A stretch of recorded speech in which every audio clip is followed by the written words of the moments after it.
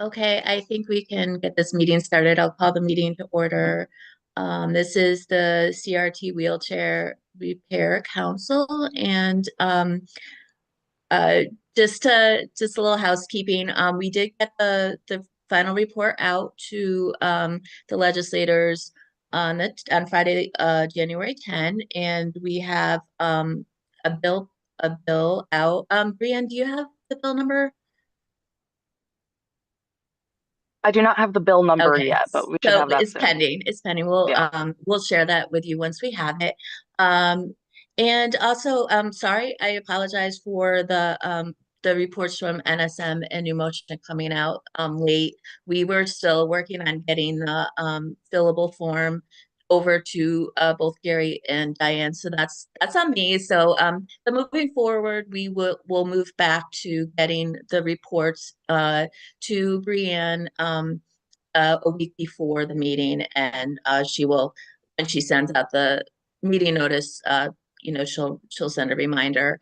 Um, and also, same, just as we get started for this year, just a reminder, if you have agenda items, to provide them to Brian also a week in advance if we can. I know we do have the right to add items day of the meeting during the meeting, but as a courtesy to everyone, just try, if you're able to get an item to Brienne before the actual meeting, just as a courtesy to everyone, uh, that would be much appreciated. And I'm going to hand it over to my co-chair if he has any remarks. And David, I do see your hand up. Hi, Maureen. Thank you, and thanks everyone. No additional comments. Maureen covered it all. All right. Good to see you all. Thanks. Okay. David. Speaking of agenda items, I did have one. I see the smiles. I did have one I wanted to add. There was a newsletter that was sent out by New Motion, and I just wanted to be able to talk about that. So if we could add that to the agenda, so we could just have it on there and we can discuss that. It's relevant to what we're doing as far as the council. Okay. Do we have any further discussion on that? All right. So, all in favor? Aye. Aye. Aye. Is there anyone opposed? Okay. We will add that to the agenda. Thank you.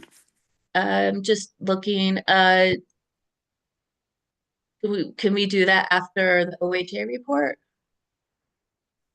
Or would you like it after Are new you talking to motion me? NS? Yeah, I think so, David. I mean, I think wherever you and Jonathan feel you want to put it in as the co-chairs, I'm fine. Okay. Maybe after new motion gives a report, maybe That probably makes sense. that makes most sense. Okay. Thank you. All right. And Farah? Thank you. I too have a proposed addition to the agenda. I apologize for not getting it out in advance. But regarding the reports that were sent out, was it yesterday? I would just like to request a little bit of clarification on the NSM report, and just the ability to do some comparison with new motions. I know that we didn't have the fillable report, which of course will make that much easier moving forward. But if we could set aside just a little bit of time for that, that would be fantastic. Please and thank you. All right. All in favor of adding that to the agenda? Aye. Aye. Opposed? Okay, it seems if we're going to discuss the reporting form, that we should probably add that right after approval of minutes. It seems that it would be best for us to go over that form. I know we tried to do it last meeting, but the form wasn't ready. So I think maybe that makes sense to talk about that first. So I'll move that to right after the approval minutes, and then we can get into the actual reports. Does that sound good? That's perfect. Thank you so much. Okay. All right, so January 7 minutes, do we have any amendments, or can we move to approve them?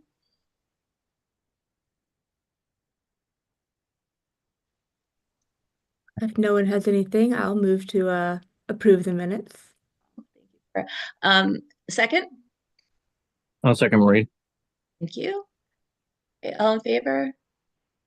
Aye. Opposed? Abstain? All right, so minutes are approved as submitted. Okay, so the new motion in NSM, the reporting form that Jonathan Sigworth from last year's task force, Sheldon and Diane worked on this last year at the end of the year, and so we have a new reporting form, hopefully to keep everything consistent between the two companies, and also to make sure that everything is reported as stated in the statute. Brian, I think if you could bring one of the new motion or NSMs up, so we could just take a look at it. I think that would be okay, Farah. The report that was sent Okay. yesterday? Yes, yeah. All right, one moment.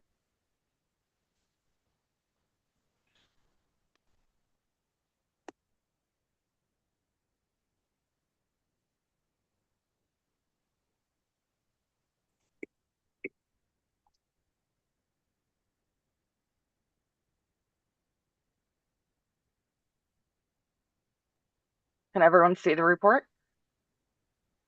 Yes. Yes. Okay, and then just scroll down to where the information is. Okay,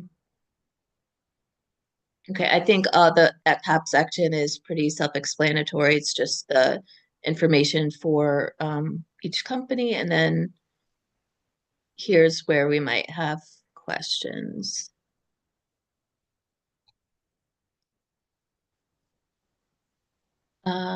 Would Sheldon or Diane like to just go through this again and explain what we're looking at? This is the NSM report, correct? This is not it's ours. ours, Gary. Yeah. Okay. And I apologize, I'm really under the weather, folks, so Okay.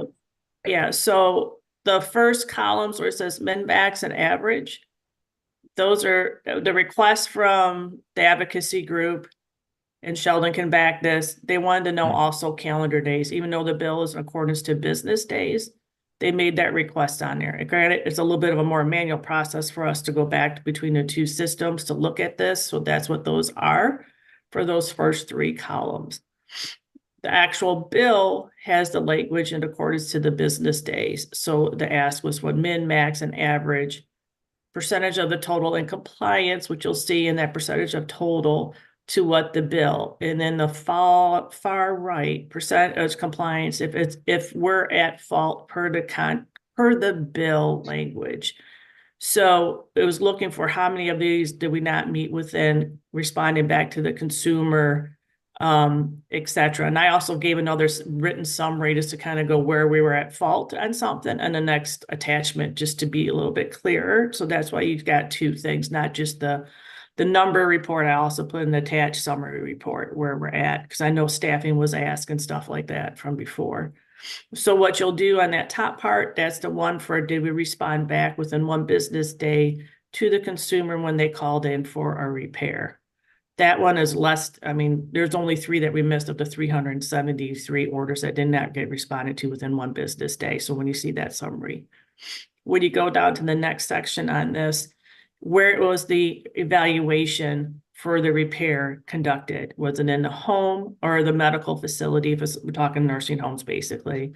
Was it done remotely? And was it done at the branch? Again, total numbers on here. Again, calendar days that was requested. Bill days is accordance to the business days. How many of those orders that we did of the 373 were done either in the facility or in the home? 62%. And then you'll see here how many were done remotely for the evaluation for the initial val, and how many were done in the actual branch for those repairs. So that's what you're looking at, that first calendar days on average, and then what was the actual per bill business days. You're not going to have anything over in this other column there, as you can see, because there was no compliance issues with those. It was just data points. So if you could scroll down a little bit, Brianna, on there, appreciate it. Thank you. And then this middle section, again, request any required prior auth or scripts that are required. These are pretty much going to be under our Medicare Advantage plans and our commercial plans that we're dealing with for the consumers. So to ask again, how many calendars on average does it take to get those MedDoc requirements or scripts for those insurance plans that's on the commercial and Medicare Advantage? And then this again, how many business days on average was that? So you got the min and max in there. So you're going to have outliers on those max, and you're going to have none that didn't require anything. But then how many was the daily average on those to get that documentation back? Next one there, B, how long does it take once we get all the documentation and the scripts that are needed? Once it's submitted to the plans, how long is it taking for them to send back the approval process? And that's what this is. Again, calendar days was requested, but what's the business days also? Again, this is not part of compliance for the bill per se, but is for many data points for the group to understand. The next line on here, order any wheelchair parts needed from the time ready to process or approval. So this is once we get the evaluation done, let's say we don't need to get a prior auth or a script from the plan. We can just go right ahead. We got the assessment done. We know what we need to do to repair the parts. How long is that taking to get that in, to get those parts, or how long is it taking to get quotes? Here, what you'll see on this is calendar days from that time or whatever. Here's what you're going to see on the far right side there is business days. Compliance, it says on our bill, and this is where the biggest struggle for my company is, and I'm sure Gary's probably going to say the same thing because we're dealing with the same manufacturers. No later than 3 business days that we go in and put a PO order in. PO order means we got the quote back from the manufacturer, or we got the assessment needs from the manufacturer on that part that we need for that repair. We get the information we need, and then we go ahead and place the order for it.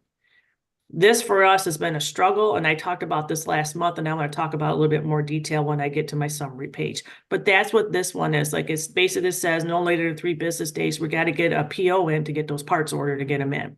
So once that's all done, the next line is receive delivery of any needed parts. So how long is it taking us to get those parts in from the manufacturers that we need for the whatever part or components it may be?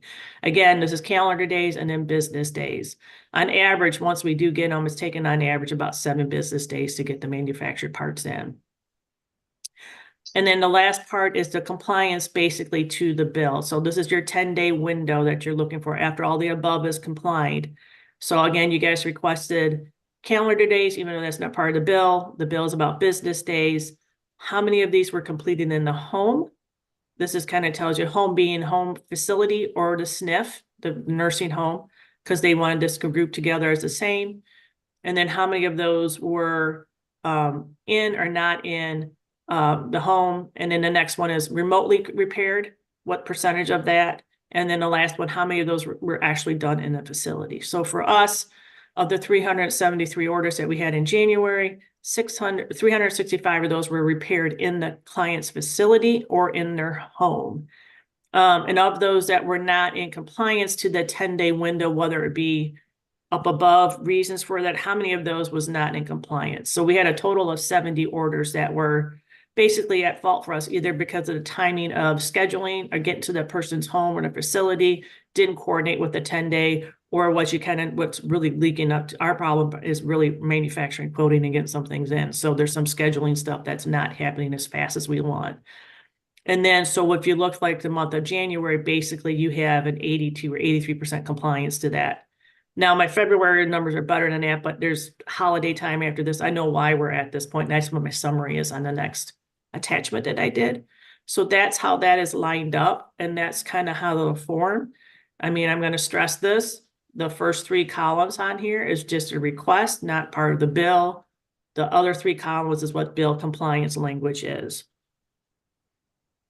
Is that clear? Does that help what we are in there and understanding for the group? Go ahead, Sheldon. Yeah, thanks, Diane. I'm sorry you're not feeling well, so thanks for presenting anyway. I could be wrong, but I think from what you described, the numbers are inverted in the very last column. When it says 12.5, 6A, do you mean 12.5 or is it the opposite? That it's 80? No, 12% were not compliant. If you look at the top No, of the, to the top of the right, page, if you would bring in. right, but the top of the page says compliance, Oh, not only if non-compliance. that fall, if only a percent of compliance. Yeah, and this needs to be reversed. So I need to reverse these numbers. Okay, that's what I thought. So, Yeah, and I want to put percentage that was not so compliant. the That's same, what the I same put. as Sorry, before. That's right. I reversed my numbers. That's why I'm But asking. So number yeah, I 4, reversed it. it should be 67% also. Yeah, That I you're reversed them compliant around. 66. That Okay. I'll make that correction. Or if Brianne, if you want to correct it right on the form, that's fine. I have no problem with that too. Sorry. But that's also why I put a summary. I apologize, guys. I'm not feeling well. It's been a No, rough I month understand. for me. Yes. Okay. So that's, So, I kind of pointed out where the deficits were at. Should have reversed it, not where the good stuff was. and then you don't have percentages at all, compliance or non-compliance in the last column for remotely and a branch, but those are very small numbers. I mean, Yes. literally it's 3 or 5. Yep. So, okay. Yep. Yeah, and that's one thing I didn't know if we needed to block those out, to your point, Sheldon. Those are some questions I had before, like you really don't need the remote and branch. I mean, it doesn't matter. You want to know percentage of compliance to that month for whatever other reason and stuff. So, but yeah, I'll fix that. That needs to be reversed. Or like I said, Brianne, if you have no problem with just changing the numbers to what it should be, like Sheldon's point, I have no problem with that being corrected. Is this the number that needs to be changed? Yeah, that should really say basically 82 or whatever. You take if you want to just do simple math. Okay. Well, you tell me to change what number you want. I'll correct it and send a corrected version Okay. back to you after this call, if everyone's okay with me doing so. And if you could put I know it's really gross numbers, but a compliance figure as well for the remotely and at a branch, even though they're very tiny numbers. Yeah. Thank you. You betcha.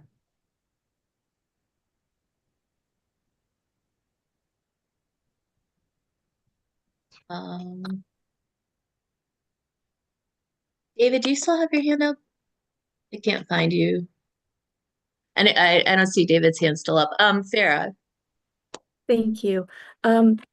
I just wanted to have a point of clarity, and I too am so sorry that you are not feeling well. You have put together something extraordinary for being so under the weather. I would not have done so well.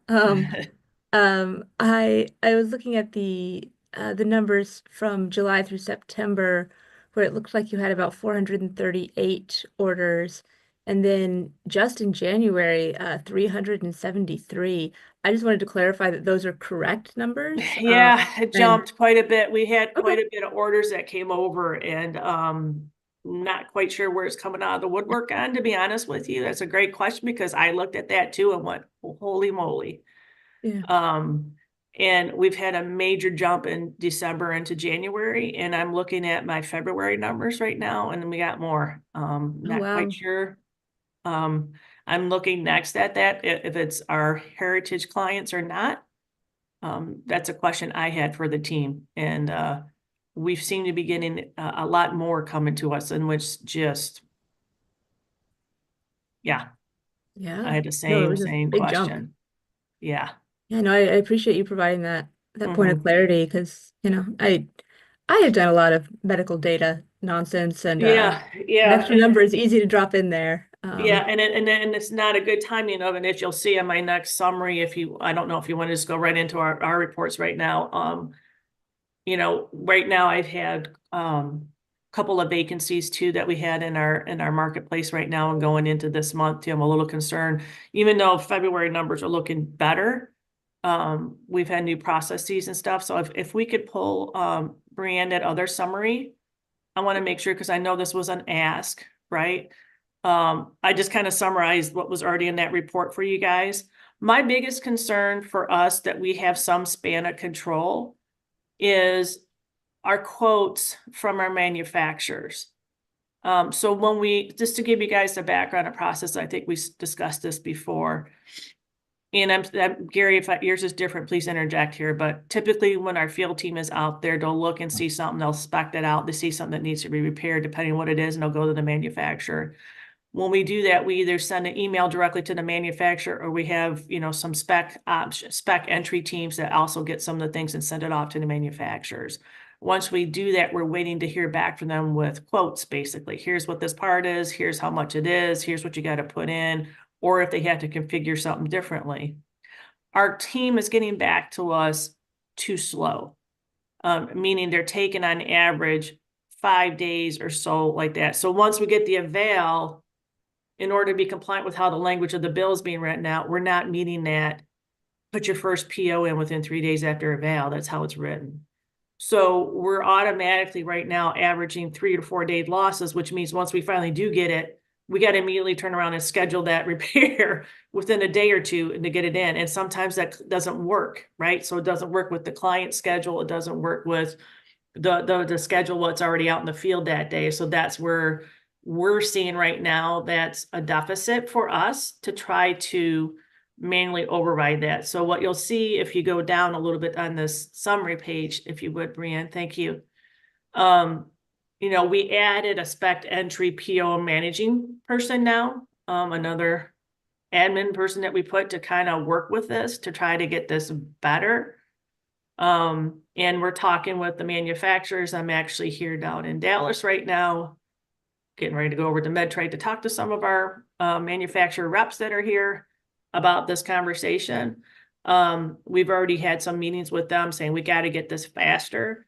What we're doing as a company too is, I think I mentioned this before, we're sometimes automatically what we call credit accepting, meaning just place an order for it. We don't care about the quote, just go put it in. That's a risk factor with that, because sometimes we might put something in and the manufacturer may come back and say, oh, you don't really want that. You want to switch it to this other. So you kind of run a risk on that sometimes, but timelines is what we're trying to do. And then what I have down here, because I know staffing is always asked, what are we doing? Who's actually on the road?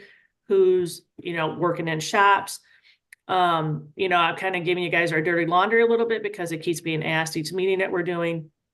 We have how many techs are in the shop, how many are in the road, what are we at with staffing? And so I just kind of outline each of our locations. And then we have some vacancies that are coming up, and what are we doing? We got constant orders out there for our HR team members that are doing for recruiting. We lost, unfortunately, 2 of our techs to Pfizer because they are, I guess, a big company out there in that neck of the woods. And they want to work their warehouses. And unfortunately, we cannot afford to pay as high as a pharmaceutical company can afford some of these base pays that they have. So we're struggling with that a little bit now. We reached out to some tech colleges that are out there looking for some new hires too, because we reached out on that. So we have a bunch of different avenues that we're looking for to get some more staffing and keep backfilling that staffing too, because we know that's an ongoing struggle for us out in there. And it takes us a good 6 months to get someone just as a new tech up and running to get enough to do the business that we need them to do. So if you can go down a little bit too, down on there, Brianna. And we also now have on there, thank you right there. That'd be wonderful. We now also have a centralized call center that's being utilized just for incoming calls. This is stateside, it's in local there. That now has actually increased our phone-in time with our consumers out in the field. We had this basically branched off for our Connecticut and our Massachusetts locations right now. which has actually helped increase about 30 to 40% volume levels that have been helped out with that. So hopefully people are starting to notice that when they're calling in, quicker answering, be able to answer it a little bit better, and rerouting them to our remote specialist repair techs that are out in the field to do the remote diagnostic if we can. So those are things that we kind of implemented last month on top of all this projects that we're already in the works on, but I'm hoping we're starting to see that and the field teams will start hearing that improvement. So, and then at the bottom, I just kind of did the staffing update for you guys to let you all know, because I know that's always asked every time we've had a meeting. So we kind of gave all that info for you guys. Thank you very much. You're welcome. Yeah, I have two questions. Sure. First of all, when you say heritage clients, who is that? Yeah, what I mean by that, people that we've been servicing for a long, long time, right? Okay. If we have history of their new equipment, typically it's like what the equipment we gave to them originally. And Okay. that's what I got to need to look at. Are these new people that we've never serviced before coming to us and like, because I noticed it was a huge jump in December and January, and I'm looking at all those repairs and what are they? And you know, and we do get an influx a little bit after the holidays. We get caught up on some stuff, so some things get delayed because it's year end and people are trying to get their new equipment before their high deductible plans kick in and stuff like that. So sometimes that does get pushed off, and that's when I need to double check to Farah's question and that, because I want to make sure, because it seemed a bit higher in January than normal, and that was a concern. And what are we doing to pull people over to help pick up some of that slack? With the fact that we have some vacancies and new hires that we still are not up to par. And we have some people that we're bringing in and senior staff that's kind of overseeing some things. Okay, thank you. And then my other question was, with the manufacturers, you're asking for quotes and they're not getting back to you right away. Do you have to go to the same manufacturer all the time, or do you No, they're all different, because we work Okay. with about 10 to 12 different manufacturers, Okay. depending on what it is and what the product is. If it's a manual chair, if it's a power chair, if it's a cushion, if it's a back, it's a seat, if it's different components that go onto that chair. So it's not uncommon to maybe have 2 or 3 manufacturers that are on a single chair for Okay. components and pieces. So it depends on who it is. So those are the things that we kind of and that's always been the one thing I can say is with this whole project, as painful as it's been for us as providers, it's been a little bit eye-opening to see exactly some of the points where we're seeing some deficits that we need to see improvement on. And that's conversations with our manufacturers that need to be had, and how we're going to operationalize that to speed up things a little bit more, if that makes sense.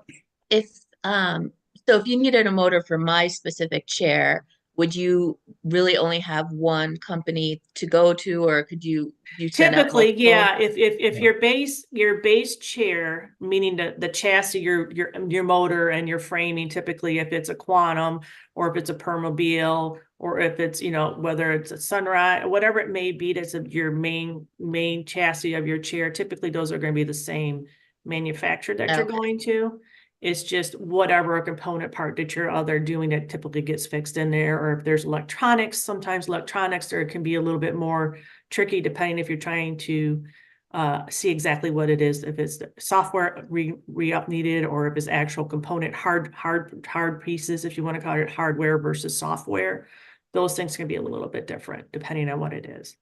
So when you're waiting for a quote, it's really just from one. You can't send out 5 quotes to Oh, we different do. We'll do You do? multiples, but in Okay. order for us to get the repair point, if you have multiple components that go to make that, Maureen, to your point, like Yeah. on the chair, if it's electronics and I need the hardware part, but I also need the software part, or if I need this other component part, I need all the quotes for it to go together. Because if one doesn't work Yes. without the other, then you can try to get some of those things, but if you still don't have the thing that's going to fix the chair to keep you mobile, you got to wait for that in order to put those all in. So sometimes we don't try it if we know we can get something up and running, and then you still get you going, but you still need another component replaced.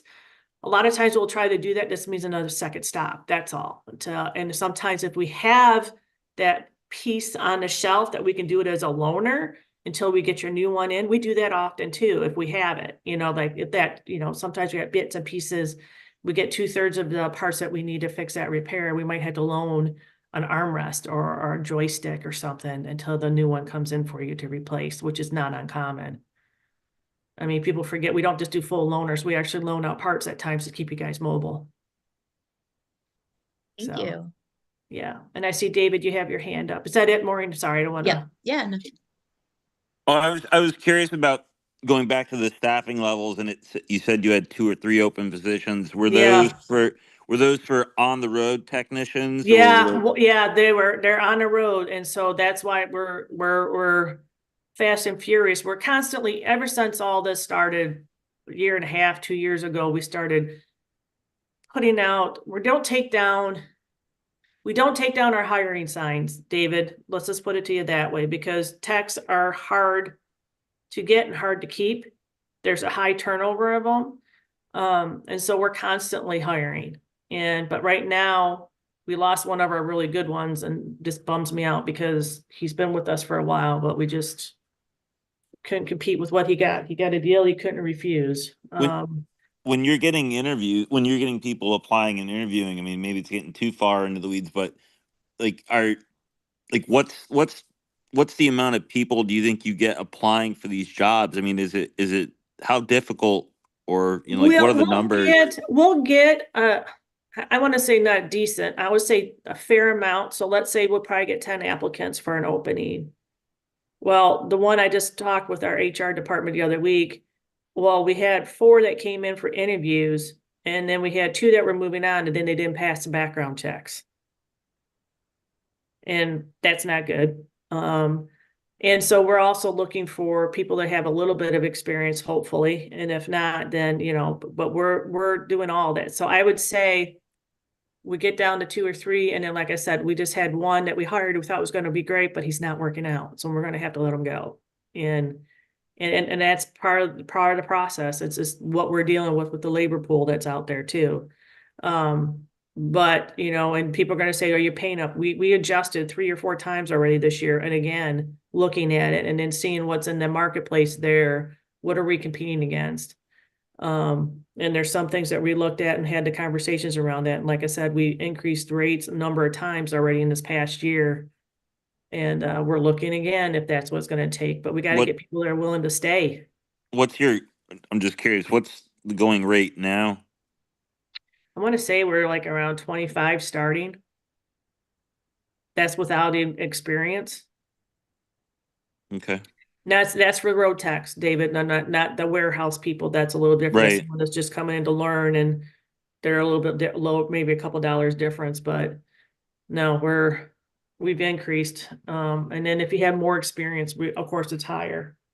Yeah, I mean, because you mentioned that you lost some people due to better opportunities, and so you start wanting to figure out what's it better? Is it better to pay them more money and hold on to them, because it takes time and money to train these people, and then even finding people, and then you have turnover even more, and how do you figure that out? Like, what's the calculus that what are you using to figure out when do you raise your rates to keep these people? But thank you very much for answering the question. Oh, you're welcome.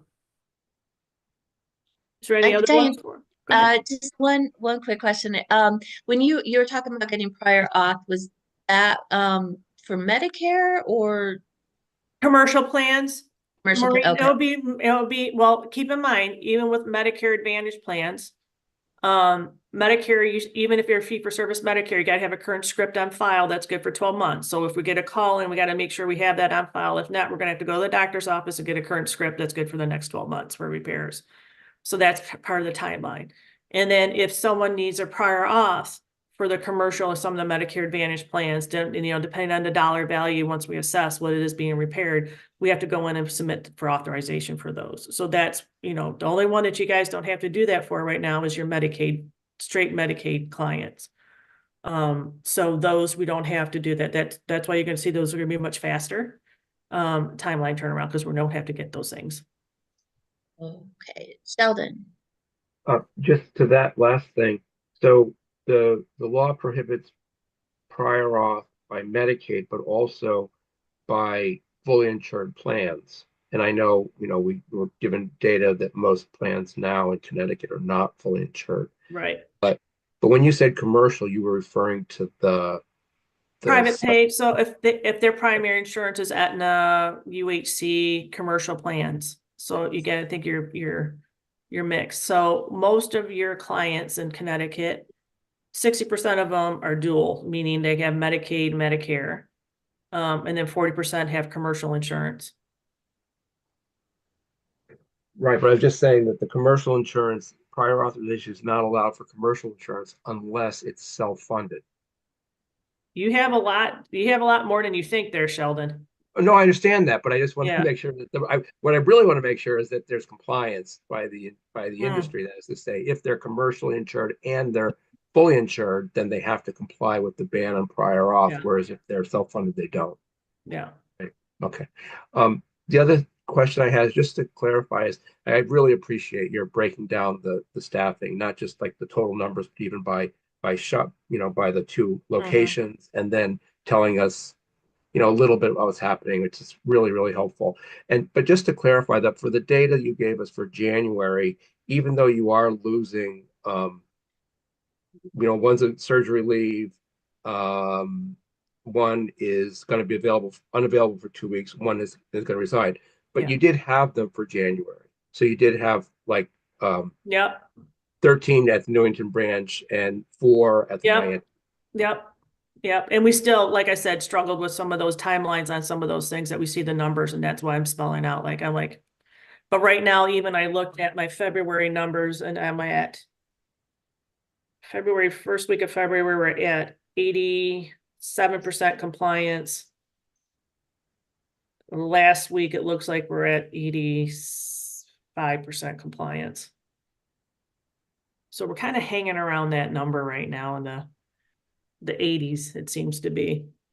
And a lot of it's just how it's spelling out. So I knew this was going to be a struggle to get 100% compliance with just the timing of how things and how much manual process it's going in and having to schedule around those things to get the timeline. It's going to be a struggle to keep it, to go for that 100. I mean, that's the target, of course, but my goal for the team right now, I said, I want to see at least 90% compliance by the end of this month. That's the goal that we're trying to, but how is that going to happen in routing? What isn't good though, Sheldon, and I shared this last month, is we're looking at it, we get the products, then we see it, and then we have like 2 or 3 days to get this done, right? Once we get everything in, according to get scheduling with the PAR and up that.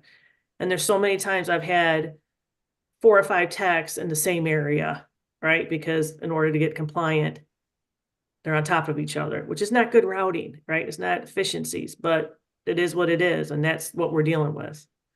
And that's something else we got to look at. How do we work this to, once that manual process kicks in, to meet that timeline of that 10-day?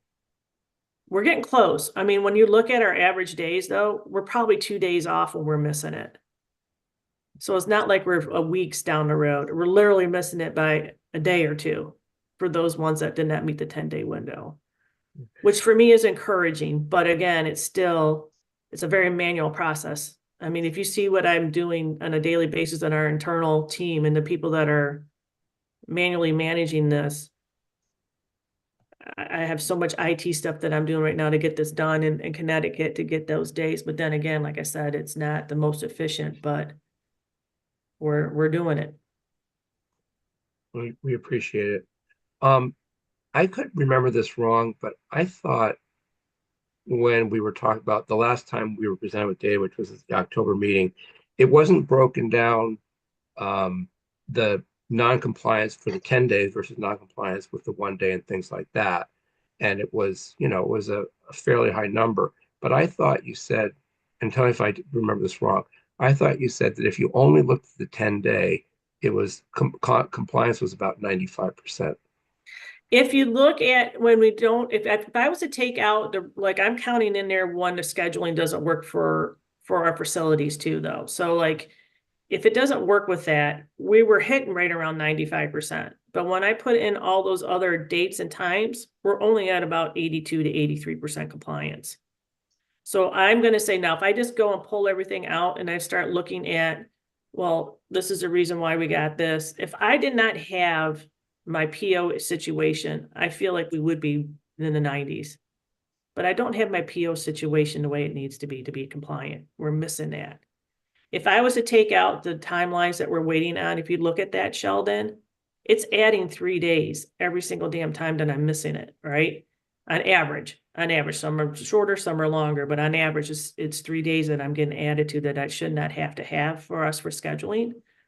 If I took that out, and if you look at where our misses are with 2 days, on average, that's what we're averaging right now. When we miss it's about 14, it's about 12 business days. We'd probably be hitting it in the 90s. But I can't report that. I gotta put what's there.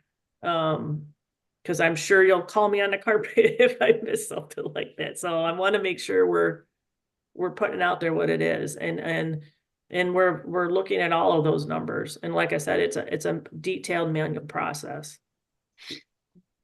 Thank you very much. Yeah. Looks like we don't have any other questions. I just want to make sure, Farah, that your questions were answered. I appreciate you circling back.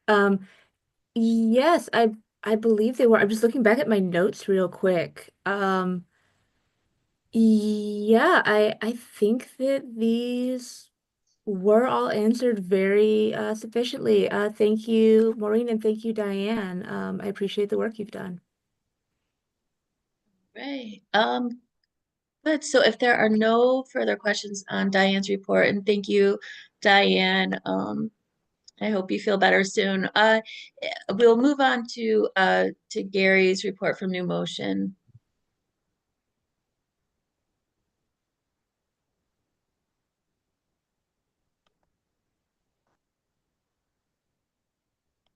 You all gonna bring it up, or you want me to bring it? Brianne, are you able to bring up I his report? do not have that report, so if you want to go ahead and share your screen, Gary, I sent appreciate it. I did send it last night, but okay. I don't think I received that. Yeah, there was a separate email from you. I thought you were on. I apologize.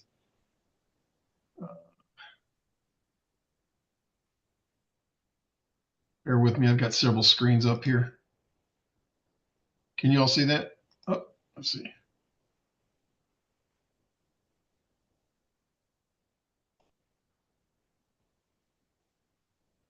Can you all see that? Yes. Would you be able to zoom in a little? Yeah, hold on just a second. Let me find it. It's really the second page that we would need. Yeah. I'm sorry. I'm technologically challenged here. Is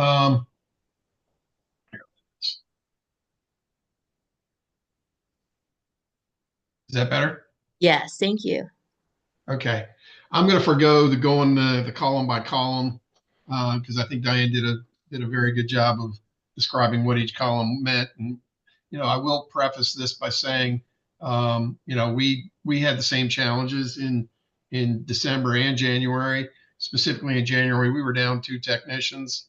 We had a total of 20 heads that were able to do service. 7 of those were, 6 were on the road, 1 was in shop. We actually lost one of our road technicians and one of our in shop technicians. So we were down 2 people in January on people that were 100% focused on service.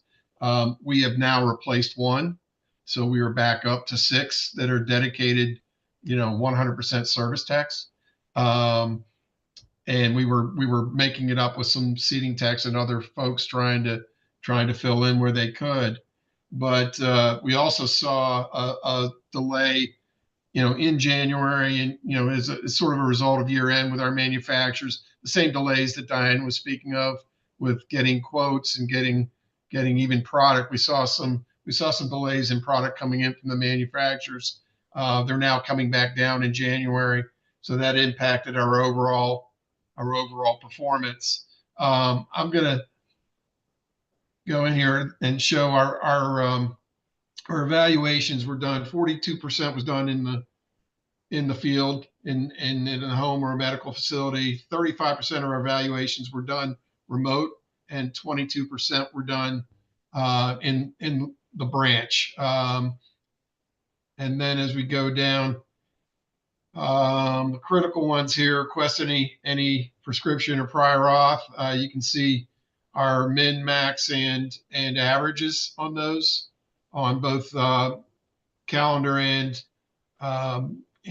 business days. So we have a business day turner of 2 days on the average. Those we generally turn those pretty quickly. So the 38 and the 26 respectively are outliers. But as you can tell by the average, it's in the aggregate, it's pretty low. Receiving a decision from the insurance, so that funding time, we generally, a lot of that is electronic, so we're at 1 day on that, and there's an occasional outlier where we go back and forth with the insurer, but 1 day is the average on both business and calendar days. Ordering wheelchair parts, we're pretty good on getting, once we have the information, firing out that purchase order. So ordering the wheelchair parts on an average is 8 or 9 days. There's 75%, or excuse me, 70% compliance there. Receiving delivery of any needed parts, 14 calendar days, nine business days. So, on the average, we're getting them in on 9 business days, even with some delays, some spikes and delays that we've seen. And it's specific manufacturers. I mean, Sunrise Medical has been one that has caused us a lot of heartache in December and January delays. They moved one of their plants to Mexico from California, and that there was some delay in that. But we're starting to see those come back online and improvement. As far as completing the repairs, and I want to speak to some noise in here, and I've spoken to it previously. Our numbers are not as high as Diane's on the compliance with the in the home meeting compliance. But again, we're probably, if you looked at orders that were 1 or 2 days off compliance, we'd probably be pretty close. Now, one of the reasons that number is really low is, one, because of the spike we had in January the loss of technicians in January. We got behind a little bit. We had a spike in number of orders, intaking orders in January. So that caused a little bit of delay. But also, there's a little noise in that number relative to our system is not able to go capture reschedules and kind of delays on the customer or facility side. So we're trying to manually capture those, and we're not really good at doing that. But when it's in our control with our remote teams and with our in-shop repairs, we're at 85 and 81% respectively on getting the orders done. Now, going back up to the order wheelchair parts thing, one of the things that's helped us a lot is we are stocking the top 60 parts. So, a lot of times we don't even have to cut a purchase order now. We can fix it same day because we have the parts in stock. And like Diane said, in many cases, we've built back up our sort of, what we call non-inventory parts, where we're able to use used parts to temporarily get somebody back and running. That's not reflected in this because we still sometimes do cut a purchase order. I think sometimes we've used, cables or control boxes to get somebody running. We don't capture that as being fixed yet, but we still have the person up and mobile. So I think, we're going to do a better job of trying to capture these numbers. Again, our system is a little different than Diane's in that, we haven't already wired it to give us some of this data electronically.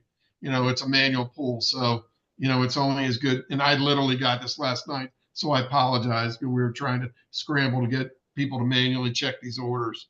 So we are improving. We have one new tech in. She is going to be back on the road in 2 weeks. She's completing. She's in her 2nd week of training, so she's got 2 more weeks of training before she'll be on the road. So we'll be back up to 19 bodies that have the ability to do service, but really that's 6 dedicated to service. So I just want to be clear. We're not trying to claim bodies that aren't doing service. So I'll stop there to answer any questions. Actually, let me give a couple data points. I said that we saw a spike in orders in January. Here we go. So we jumped from 307 outstanding orders in December to 405 outstanding orders. So a 25% jump in the number of outstanding orders just in from December to January.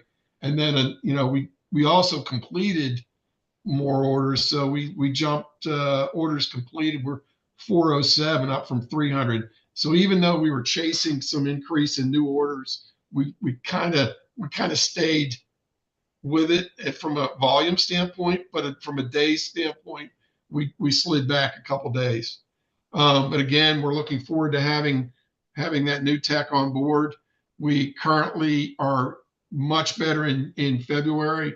Our days we're turning things around more quickly in February than we were in January. So I anticipate much better data in February. Any Okay, questions? thank you, Gary. I have a question, and maybe Diane needs to weigh in, or maybe you need to come back to me with an answer. But just when you're talking about going to the homes, the facilities or nursing homes, I'm under the impression that NSM tends to have more clients that are in nursing homes and medical. As far as I know, the medical facilities like Hospital for Special Care, and I believe Gaylord deals with NSM and not New Motion. I'm just curious because I know that impacts scheduling. Yeah, we have quite a bit of our businesses in SNF and nursing facilities, and that's usually going to be, they have set days that they want to make sure that we come in, even though we've asked and inquired, and they're fully aware of this bill. It's again, staffing and them being able to take us in and be able to have the right appropriate people there to bring the clients to us to do the repairs and that. So that's always going to be kind of a challenge, and that's also why I put that on that summary page for you guys. Yes. To break those out for you know exactly how many and what it was and where we missed it and why. Yeah, our percentage of SNF business is much lower than NSM's. It doesn't mean we don't do some, but I think it's probably half, if not much lower than NSM's. I can get exact numbers. I can pull that number for you at some point. Yeah, that would be great. Okay, Farah. Thank you. Brianne, if you're able to scroll back down a bit, please. Perfect, thank you. I was wondering regarding the data on the completed repairs, since we can't see the whole thing at the same time, the whole page when we're zoomed in, which is fine. I just wanted to clarify the two sets of columns. One is calendar days and one is business days. I'm curious under the completed repairs specifically, why the calendar days and business days, they seem to be, one seems to be almost twice as much as the other. That it does not seem like it should be the case. There should, like the 69 to 124 under the in-home and facility, the 16 to 73 under remotely, and I'll go back. 61 to 106 Yeah. at branch. I was just Yeah. curious about that because I know data is, is kind of weird, but I was just wondering about that or if I'm Well, missing something. They are averages, so I've Mhm. got to go back and check how they actually calculated that. Okay. It's tough to get to actual business days just because Right. not every month has the same number of business days or holidays or things like that. So I apologize for that. Like I said, I just got this myself late last night, so I will go back and clarify that. So I That's all apologize for right. the confusion. No, it's okay. I was just wondering. I appreciate the clarification and the Yeah. research. Thank you, Gary. Look, Okay, it's, to Diane's point, this is not where we want to be. Our intention is to be a lot better. We are investing in additional, as Diane said, we have an evergreen hiring policy for service techs. We never take the sign down. for hiring. If we can get two more, we'll hire them. But we have the same challenges as far as, first of all, people not showing up for interviews to begin with. Even when we make the offer, them showing up on the first day of work or not even passing the background checks. And we're not going to send unqualified people into folks' homes. So. Oh, and as someone who benefits from, well, at least NSM services, that's something that, we definitely appreciate. I'm also just very much a data nerd and I like to understand things and ask questions. So I do appreciate that clarification. No, that was a good catch, and I'll make sure I clarify for it there. Thank you. Thank you, Gary. Thank you. David. Hi. So, yeah, 37% compliance is really low. I'm curious when, Diana, she's been putting the staffing levels in the document. Would you be able to start doing that? I know you mentioned you say it in the meetings, but could you just put it in writing just so it's easier Sure. to digest and have it? That would be awesome. I found. I'll send Go it to ahead, sorry. everybody after the meeting. I'll send it to everybody after the meeting, Appreciate David. it. Sorry. No, don't be sorry. I just think it's easier because then you can reflect back on it when you look at the document and it's clear and there's no having to go and looking at a video and trying to find it. So you're at 6 now, and how many job openings do you have currently? Because that was brought up by National City Mobility. So how many job openings do you have that you're currently trying to fill for on the road technicians? We now have one, but again, what we do is we interview multiples, and if we get multiple qualified people, we'll hire more than one. So you have it's one listing, but then so what's your goal as far as how many people you think you want to hire for on the road technicians right now? I'd like to have two more. Two more. One empty one, and if I can go one heavy, I will. Because we try and outpace attrition. Meaning, I know I'm going to lose somebody.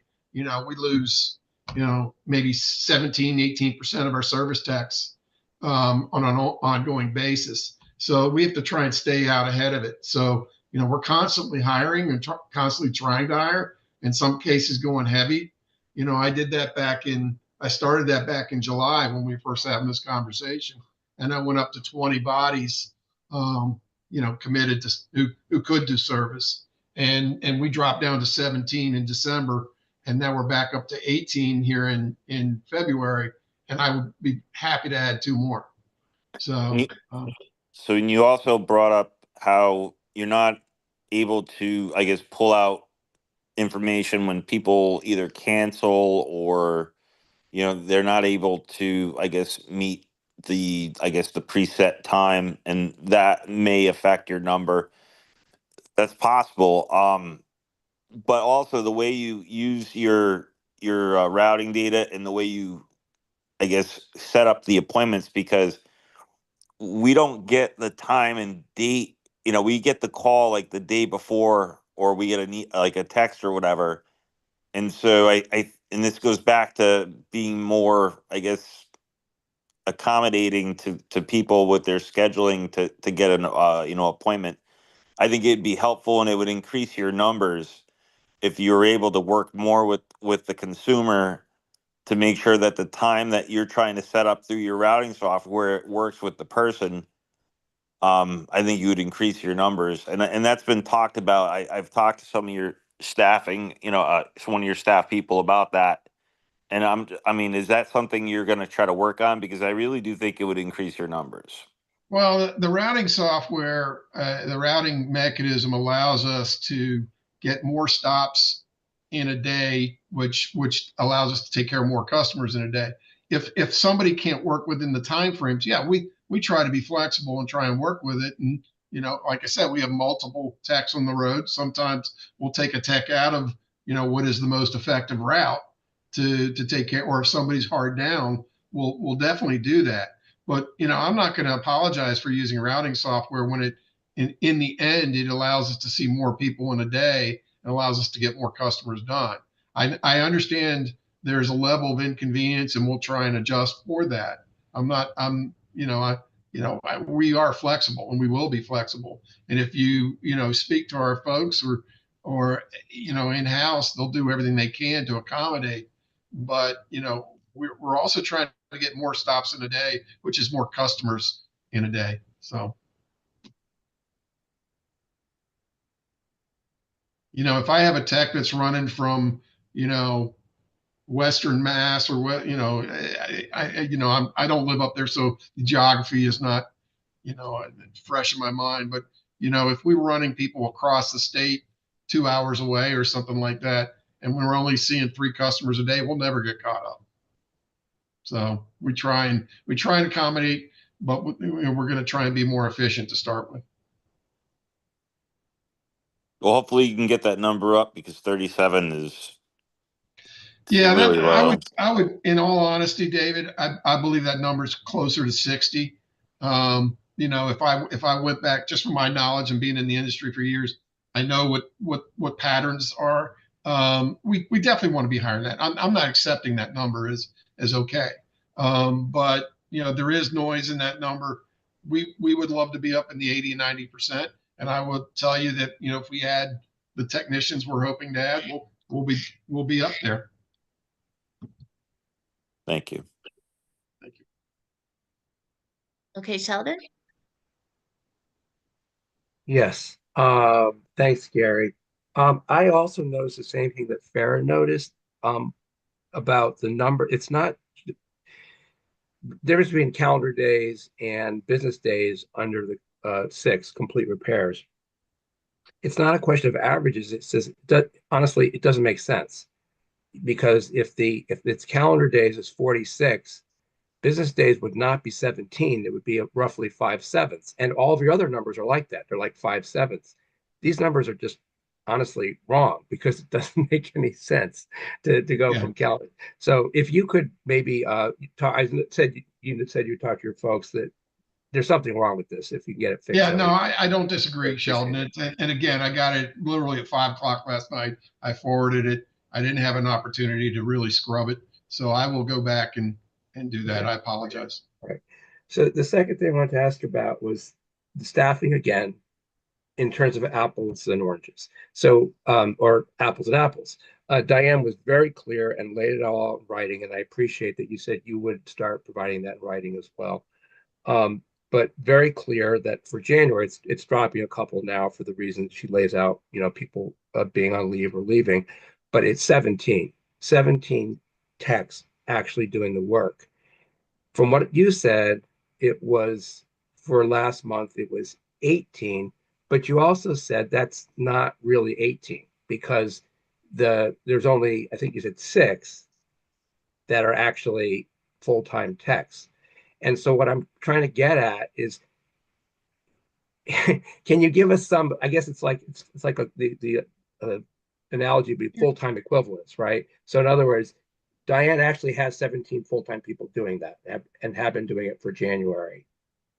How many equivalent full-time people techs did you have in January? I had 18 in January. Full-time people, bodies that can do service. And I will challenge Diane that here, can you see my screen? I took down I moved okay. So this was the number for December. And what happened is I had 5 people that we call service techs. Again, there's some semantics here. I have 5 people that we call seating techs that are about 10% of their time is doing service. I have 4 that are production techs. I think that's production techs. Yes, production techs that about 5% of their time, because they spend the rest of their day assembling equipment in the shop. And then 2 warehouse techs that are available that can do some service. Then we have 1 driver that goes out and he can do service, as needed, 40% of his time. So we have 17 bodies, but in an equivalent of probably 6.1 bodies. This is how I'm gonna report it to you. Now, when I went up to the only difference in January was that this number went to 6. Okay, so that gave me 18 bodies that had the capacity or the ability to do service, and that gives me 7.1 service equivalent. Does that help? It's very helpful. If you could share this document, that would be greatly appreciated. But Yes. but basically, to get at my apples and apples, Diane has 17, 100% doing this work. You have the equivalent of 7.1. And I believe your numbers were about the same as far as total orders. I think NSM was 377 in January, and you were about 400. 405 right here. I'm sorry? 405 right there. Or yeah. So basically you're roughly as about the same amount of orders, requests for service, and NSM has 17 people in January. You have 7.1. That could Well, easily. I'll defer to Diane, but I would challenge that not all 17 of those people are doing service 100% of the time. Okay, but on the other hand, Diane's figures are that there's compliance with the 10 days, 82 or 83%, or no, she said 87, sorry, 87% of the time, and you're in compliance only 37% of the time. So that could be explained by the substantial difference in staffing. I see why you're attempting to draw the line, but I'm going to argue that that's not an accurate depiction. But I'll agree to disagree with you. Well, tell me why it's not accurate. Well, one, I actually believe our compliance numbers are higher. I will go back and work with my team to try and get some of the noise out of that number. I also believe that.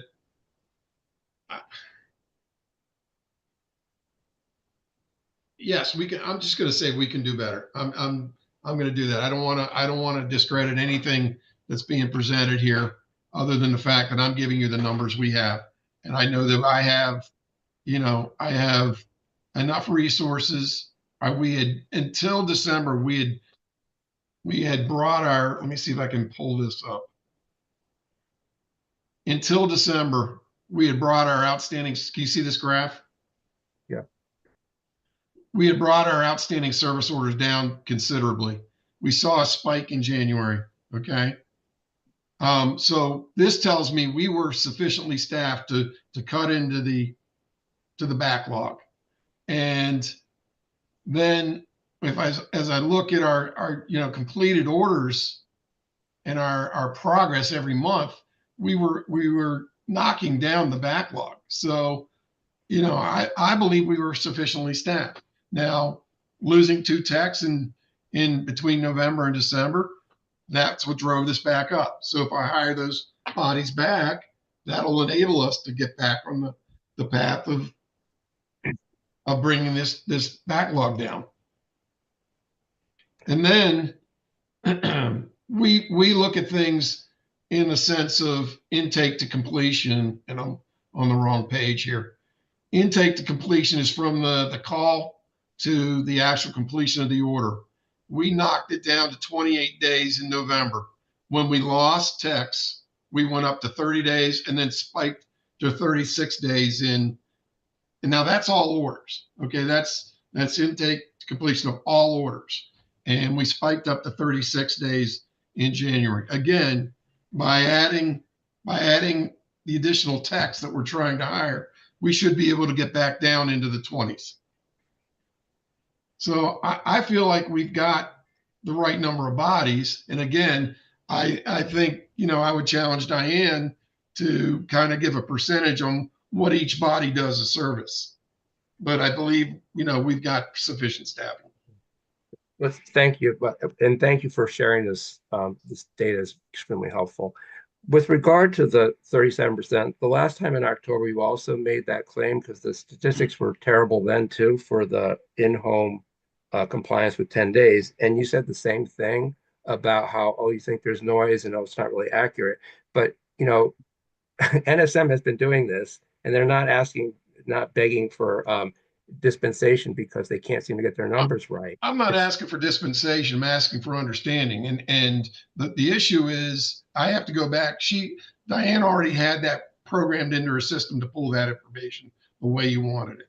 We don't currently have that capability. So it's a manual pull. I have to go through 400 orders and look at all the notes of all the reschedules and changes of dates on 400 orders to get to that. So I'll have somebody do that. That's what it's going to take to get a clean number. I'm not Basically, trying to argue. I'm not okay, trying to, you know, I you guess my know. feeling is if you don't do that, since you said you would do that in October, by the way. And so if you don't do that, we're gonna have to take this number as real. The Okay. 37% is real compared to Diane's 87%. I'm just I saying that will, we have no choice on, but to do on, on your next report, and since I have to go back and scrub this one for the, the business days to calendar days, I will scrub this whole report and you will get an accurate number. that. Okay. And then my last question is, um, the 37% is terrible, but for at the branch, it's sort of equivalent to Diane's. It's 81%. That's her figure for in home. And my question is, I realize that none of this is in compliance, but the in-home is way out of compliance versus, the branch is sort of getting there. And I guess my question is, why can't you shift some of the in-shop people to be doing in-home and at least, you know, average it out so it's not so incredibly lopsided of compliance in the shop versus in the home? We, we do when we can. But if I have somebody already scheduled in the shop and that appointment is set, I'm not going to cancel somebody in the shop and send the tech to the road. We are booked out 3 weeks in the shop, and we are booked out probably a little bit more than that in just because of the nature of it in the home. And you know, I have a lot of customers that enjoy coming in the shop to get their service done. I understand not everybody's going to want to do that or can do that, and we try and be as flexible as we can. Again, if I had two more techs, this would not that would not be an issue. But I can't go canceling appointments now when people are going to come in. I have the parts right there now in most cases to fix them, and we're able to accommodate them more quickly. Right, but if you're encouraging people to come into the shop, then it's self-fulfilling that's why there'd be many more appointments in the shop because you're encouraging them to do it, right? I mean, we always encourage people to come to the shop. We understand that's not everybody's preference, but we're gonna continue to encourage that because it's a more effective way and quicker way to get them fixed. I think we're going to talk about this in just a moment, but thank you very much. Appreciate all the answers and thanks for providing that additional data. Okay. Okay, I just want to note the time. It's 12:15. I know Daryl has a question, but just to be cognizant of the time. Daryl, please. Yeah, sure. More of an observation, but I just want to thank Gary. Thank you, Diane, for putting together the data and everything. It definitely makes it easier for navigating and comparing. I just wanted to point out, I was doing a little search, on the New Motion site. I really love how you could search the jobs by category. For service, you could look at, various things versus drivers, product assembly, service techs, warehouse techs. One thing that when I searched up Connecticut, the only job posting that popped up, and you guys could do it right now, is a 100% remote position for the development of operations engineer. So I think, if we're stating that we're trying to hire and actively look, we definitely want to, tighten up on, that HR component and really, make sure that we're, trying to stick to our word and maybe do a little background check prior to, because, ultimately we want to cut these times down and we need that compliance there too. So I appreciate your time, guys. I'm going to hold on just a second because I've actually pulled up my. I'm just using it. Yeah, I searched on the Rocky Hill one. I also looked at the nationwide New Motion. Just maybe just to get some with HR there. Yeah, I've got my outstanding order or outstanding requisitions, and I'm trying to. There should be. I know there's one in Taunton. There should be one in Rocky Hill. But we're also pulling people from other locations into the. And I think that, yeah, if you're pulling them in from further locations, that's going to make that routing software and everything probably even more complicated. So No, they come in and they spend a day or two in the branch. So they're routed out of Rocky Hill. They're not routed out of other locations. So thank you. Okay, thank you. Because we have 15 minutes left, I think what I'm gonna do is have a report from OHA. I suspect that your item's gonna take I think OHA is gonna be pretty quick, so I want to be able to make sure that we get to hear from Becky. So go ahead. You're muted.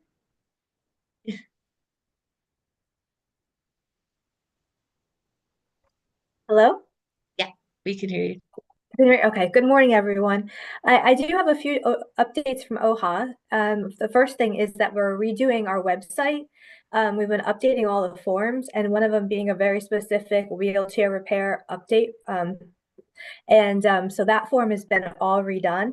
And what they're going to be able to do, the consumer is going to be able to go to our OHA website and click right there and file a complaint. And we've been very specific about what we're including. Some of the mandated requirements, such as name and things like that, aren't required. We want to try and capture as much as we can so that it makes it more accessible for anybody who wants to file a complaint. And we're also hyperlinking our OHA releases of information form, so that way it can be easily accessible for them. There is a distinction that I'm learning now that I'm part of this group, that there are wheelchair complaints that are made where it is an issue with the provider, right, and the timeliness.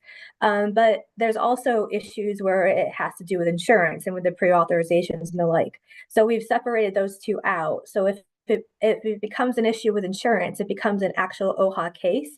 So even if it comes in as a wheelchair repair request, and we see something a little bit more, that it's not just a provider issue and a timeline issue, that it's more of an insurance issue, we'll move that over. So when we're capturing numbers, I just want to make that all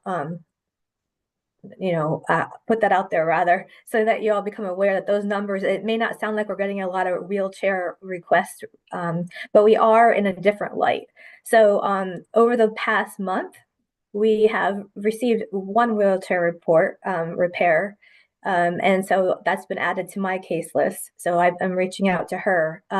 What I realized about that one complaint is that it's dealing with a battery, where the battery was dead, where they went out and actually bought the battery themselves to replace it. And they're just waiting for the company to compensate them or get them a new battery. So that's the issue with that case. And so far, they've been waiting quite a while. But it was new to me today. So as far as me speaking with them, I don't have any more clarification. But as soon as that form that we're talking about, it should be ready pretty soon. We're in the final editing phase. And we just reached out to our tech company today. And so as soon as that's up and running, I'm more than happy to walk you through the new form and to update it. Another thing too that I wanted to let y'all know is that I've been trying to reach out to y'all. I've been under the weather myself, so I apologize. My voice is cracking here.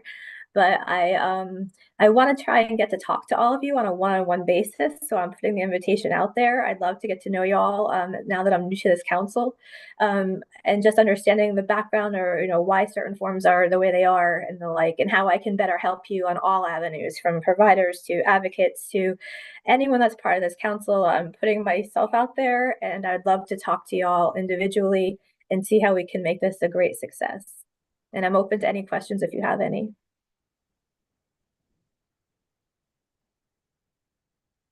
Thank you, Becky.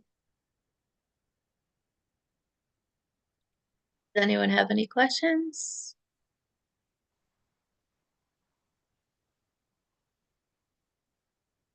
I did talk to Becky yesterday. Ginny, I don't know. Do you have an update on the newsletter, the Husky newsletter? Yes, that actually went out last month in January. Oh, great. And I believe if you go on the website, you could also see what was posted. I could try to get the link. I could try to send the link through the chat. Okay, that would be great.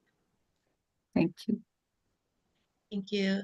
And then really quickly, just want to make sure that the final piece of the law went into effect January 1st with the insurance. Just want to confirm that's all okay. It's been going okay.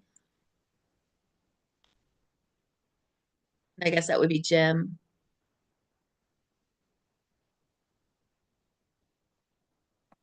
All right. Could you repeat that? Just the insurance piece, the law going into effect January 1st for insurances, removing the prior auth. That's been taken care of, I assume? Well, so everything's in process. It hasn't been completed, but I did make the request. So Okay. Okay. So not being completed, meaning they haven't voted on it. they have to vote on it?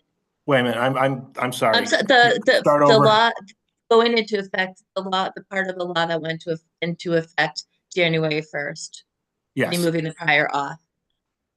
So that, from what my understanding is, that's all set.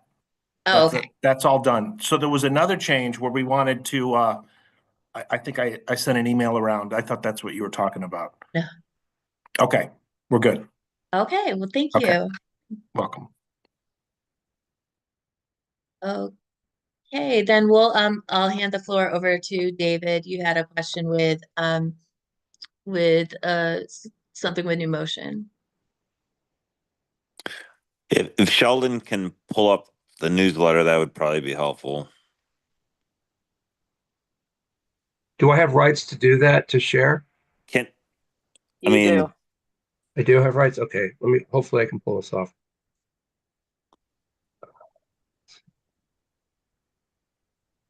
Can you see that?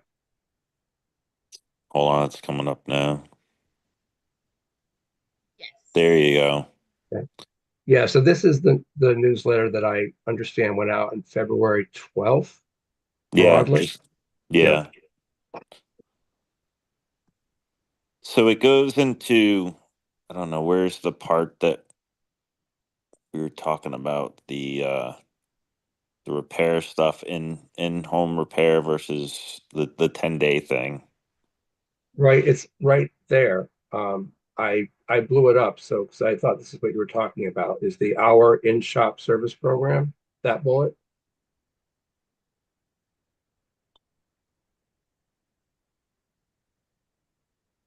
David?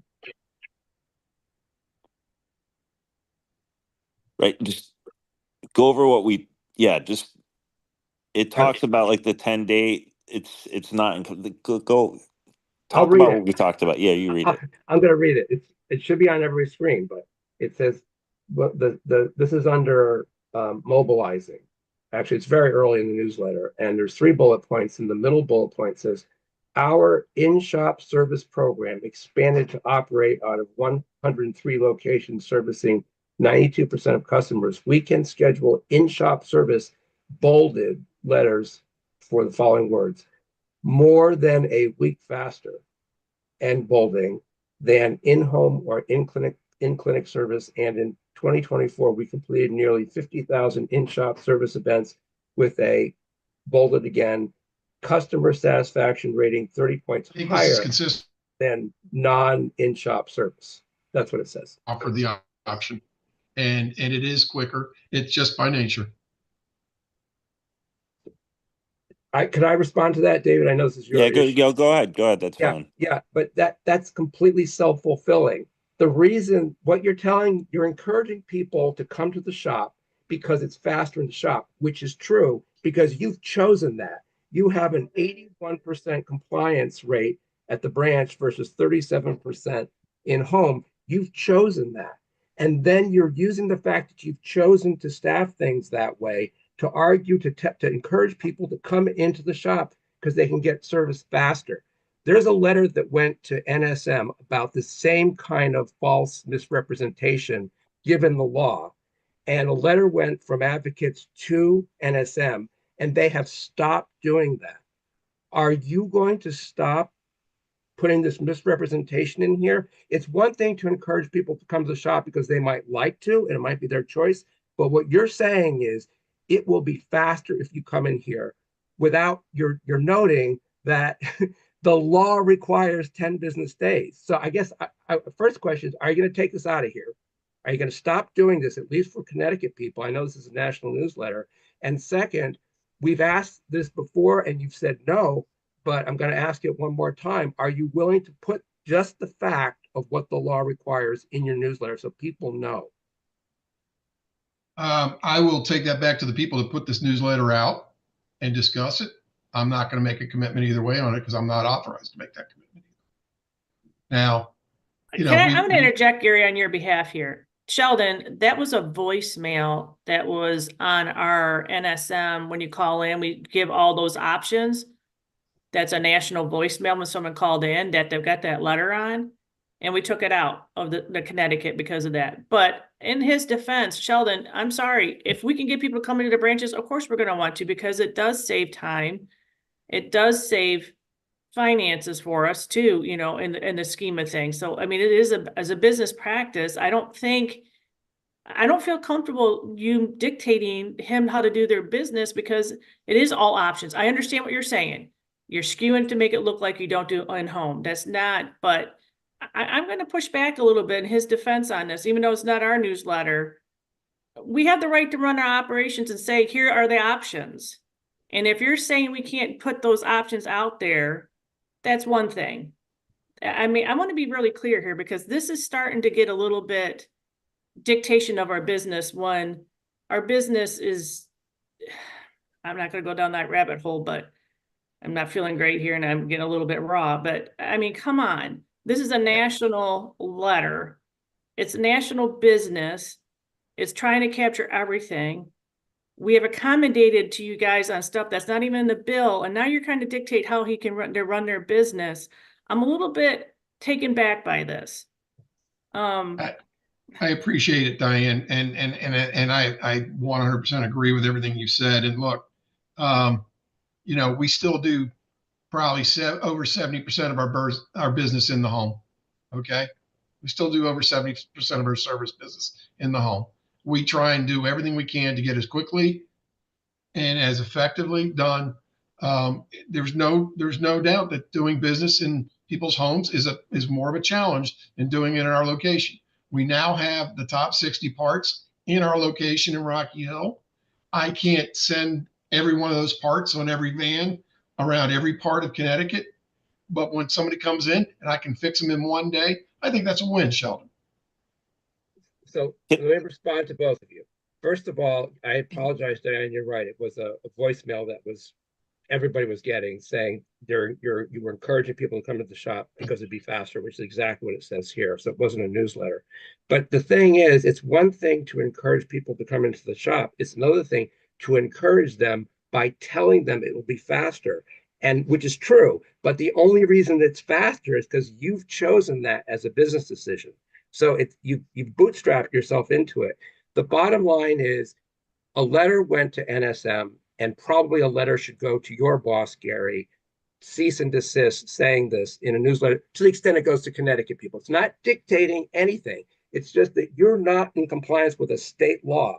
And then you're using the non-compliance with the state law as a reason to encourage people to come to the shop. We'll take that, you know, separately. But the two asks, I'll repeat them. The two asks are to stop encouraging people to come to the shop because it's faster, and to tell people just the facts of what the law requires as far as time. Being in the shop is a fact that it's faster. I can't change that. Yes, you can. You could put more resources in the community and you can change that. You just don't want to. Thank you. I'm going to agree to disagree with you, Sheldon. You know, I've run a business in this industry for close to 40 years. I was an owner of a business for close to 25 years. I understand what it takes to run this business and to stay in business, because if we go away tomorrow, there are going to be less people served tomorrow. And I'm going to run a business the right way and take care of as many customers as quickly as I possibly can. There are things in this industry that I don't think anybody on this committee really wants to accept are realities. And I'm not trying to be nasty. I'm just trying to be honest about, you know, what we can and can't control.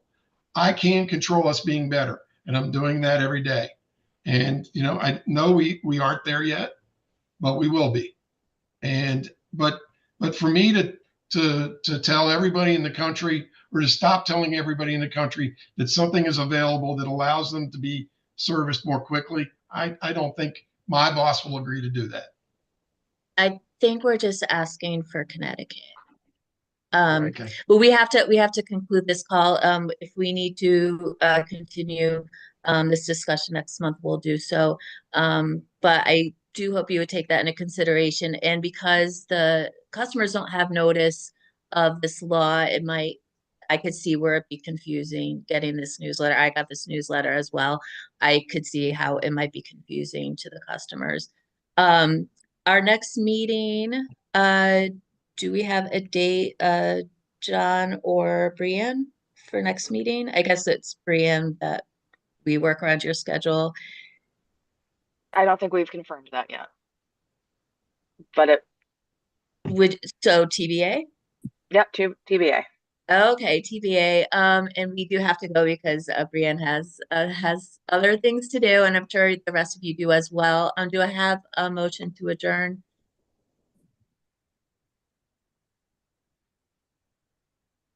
No? So moved. So moved. So moved. Thank you. Second, This is Farah. I'll second. you. All in favor? Aye. Aye. Opposed? Okay, we'll see you next month. Just watch your emails.